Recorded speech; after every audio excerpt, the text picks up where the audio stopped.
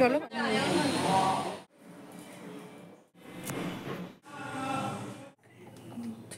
Hello, কেমন আছেন? SD স্মৃতিকথার আরও একটি নতুন ব্লগে স্বাগত। প্রতিদিনের মতন আজও আমি ব্লগটা আর্লি মর্নিং থেকেই শেয়ার করছি। আর কোথা থেকে শেয়ার করছি? এই যে ছেলের জন্য স্কুলের টিফিন বানাতে চলে এসেছি। একটু ভিডিওটা এধার ওধার করে এডিট করা হয়ে গেছে, বুঝতে পারছেন। আমি কিছুটা ডিলিট করলাম, আর গাড়ির প্রচণ্ড শব্দ হচ্ছে।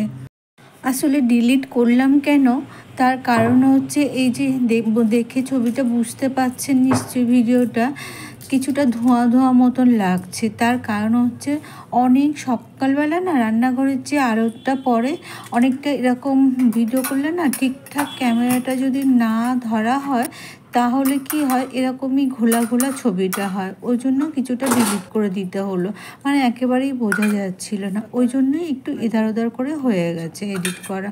এখানে দেখুন ধনেপাতা কুচিয়ে নিয়েছি, পেঁয়াজ কুচিয়ে নিয়েছি, আর একটুখানি গতকাল রাত্রে ভাতের মধ্যে আলু দিয়েছিলাম, তো সেটাই সিদ্ধ করে রেখেছিলাম, ওটা একটু গ্রেট করে নিয়ে আর কড়াইয়ের মধ্যে জিরে ফোড়ন দিয়েছি, পেঁয়াজ ফোড়ন দিলাম, দিয়ে তার মধ্যে ওই আলু মানে গ্রেট করা আলুটা আর একটু কাশ্মীরি লঙ্কা, হলুদ, ধনেপাতা এগুলোই দিয়েছি। একটা দিয়ে আলুটাকে পুরো শুকনো শুকনো করে, দেখুন পুরো একদম শুকনো করে নিয়েছি।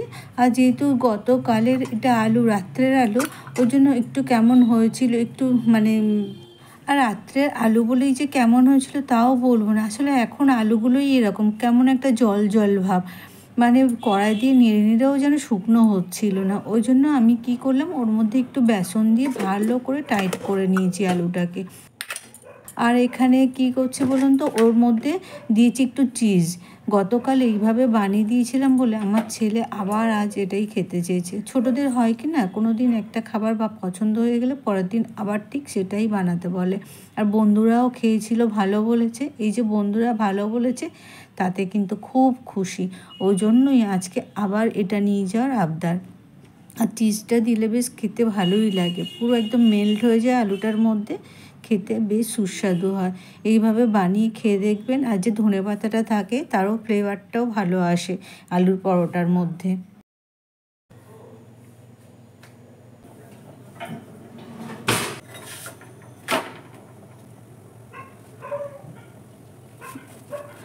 আপনারা যারা আমার ভিডিও দেখেন তারা নিশ্চয়ই জানেন আমি ছেলেকে প্রতিদিনই সিদ্ধ ভাত খাইয়ে স্কুলে পাঠাই।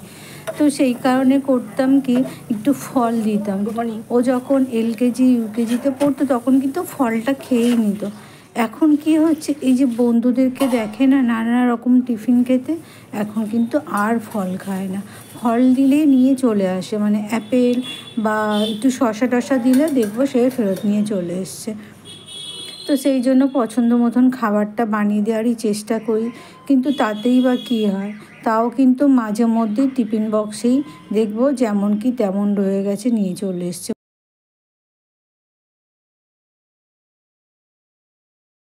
ভোরবেলা উঠেছি, ভোরবেলা উঠে একা হাতে কাজগুলো যে কিভাবে আমি রেডি করি সেটা আমিই জানি। এখন ওর টাই বাঁধা হয়নি, আই কার্ড দেওয়া হয়নি, অনেক দেরি আছে, জলের বোতল রেডি হয়নি।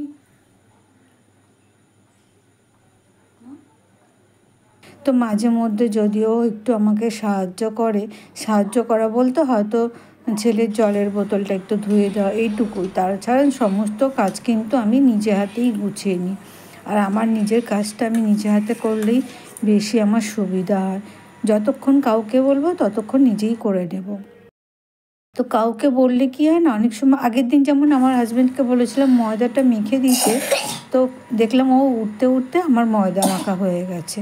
তো একা হাতে গুছিয়ে নেওয়াটাই আমার কাছে সবথেকে সুবিধার মনে হয়। বাবা, এর মধ্যে তোমার পেন্সিল বক্স নেই, পেন্সিল বক্সটা কোথায় নিয়ে এসো, ওখানে আছে, বুক সেলফে আছে, যাও।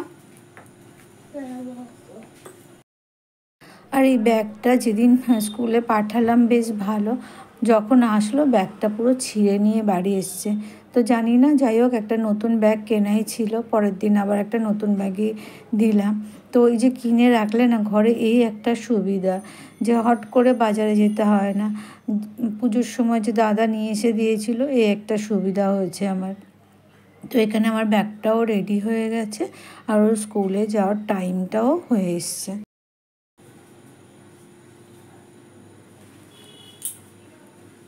চলো চলো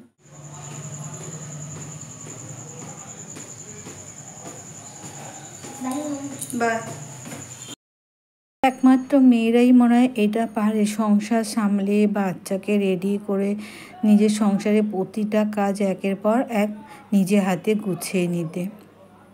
তো এখানে বেডশিটটাকেও ক্লিন করে নিচ্ছি। তো আজকে আর বেডশিট তুলবো না, তার কারণ হচ্ছে আজকে প্রচুর কাজ আছে। আর আজ যাবো একটু এক জায়গায়, সেটা পরে শেয়ার করছি কোথায় যাব। ওই কারণেই আজকে কোনো কাচাকুচি কোনো করিনি, এটা বলবো না, করেছি। মানে রেগুলার নিত্যদিনের যে সমস্ত জামা কাপড়গুলো আমরা পরি, সেগুলো তো রেগুলারই একটু কাচাকুচি করে নিতে হয়। তবে এই বেডশিট বা বড় কিছু বলতে বিছনার চাদর টাদরগুলোর কথাই বলছি, এগুলো আর কাচলাম না।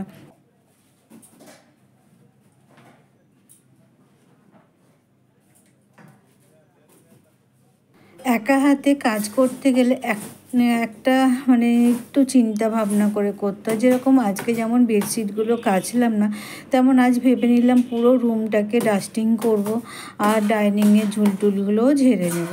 তো এই কাজগুলোই আজকে আবার একটু বাড়তি হয়ে গেছে, ওই জন্য আর ওগুলো তুললামও না।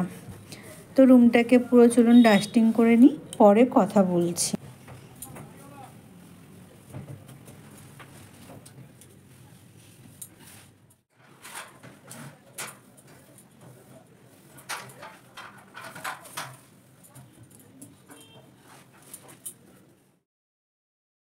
রুমটাকে পুরো ক্লিন করে আবার চলে আসলাম রান্নাঘরে।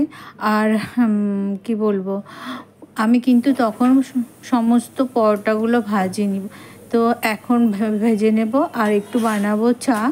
তো চা দিয়ে আমি একটা পরোটা খাবো, তারপরে আবার বাদবাকি কাজ শুরু করব।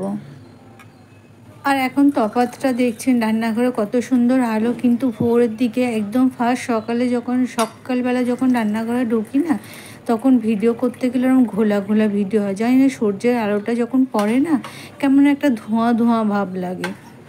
তো ওই কারণেই আমাকে কিছু ভিডিও ডিলিটও করতে হলো, দেখলাম খুব একটা ভালো মতন বোঝা যাচ্ছে না।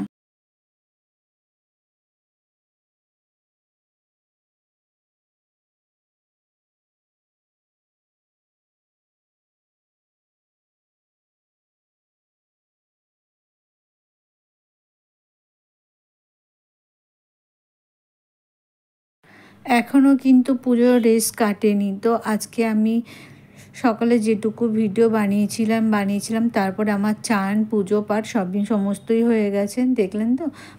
ভগবানকে পুজো দেওয়া হয়ে গেছে। এখন যাব, এই যে ঠাকুরের ডালা সাজাচ্ছি, পাশে এক জায়ের বাড়িতে জগদ্ধাত্রী পুজো। তো আমার চান হয়ে গেছে, যদিও আমি অঞ্জলি দেব না, তো একটা গোটা ফলের ডালা দিতে মানে ঠাকুরের কাছে দিয়ে আসবো, মানে পুজো দিতে যাচ্ছি। আমি কিন্তু উপোস করিনি আর অঞ্জলিও দেব না। তার কারণ হচ্ছে, দেখলেন তো সকালে চা পরোটা এগুলো খেয়েছি। তবে মনটা ভীষণ খারাপ লাগছে, একটু অঞ্জলি দিতে পারলে ভালো হতো। তো ঠিক আছে, ভাবলাম পরের বছরে পুজো হলে তখন অঞ্জলি দেব। আসলে এবছরই দিদিরা হঠাৎই পুজোটা করছেন।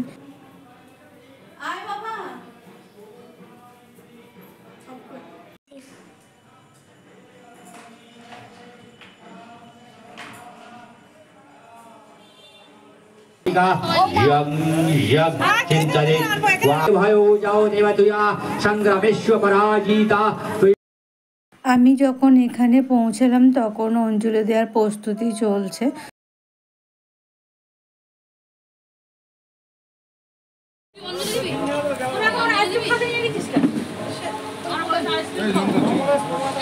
তো চলুন, ব্লগটা আজ এই পর্যন্তই। দেখা হবে আরও একটা নতুন ব্লগে। সুস্থ থাকবেন, ভালো থাকবেন। ব্লগটা ভালো লাগলে প্লিজ লাইক কমেন্ট শেয়ার করবেন, আর পারলে আমার চ্যানেলটাকে সাবস্ক্রাইব করবেন। তো চলুন আজ এই পর্যন্ত, টাটা।